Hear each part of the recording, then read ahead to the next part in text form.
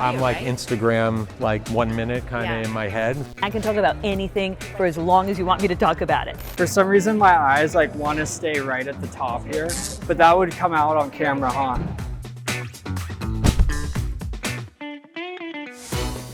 Learning how to do this and making it compact and easy will be really, really useful for me. This is a genre that I know I need to incorporate into my business. So I know it's inevitable, and I know I won't be the best at it right away. So coming into the professionals first seems to make the most sense for me. Being comfortable knowing that it's okay to make a mistake and that it doesn't have to be perfect. And I understand that because it makes you more real. And that's really what I need to bring to my client base. You taught me, you gave me confidence that I am capable of doing this. You taught me about the lighting and the eye level of the camera because I do tend to want it up higher so I don't have that double chin. You've taught me a lot in the short minutes we've been together.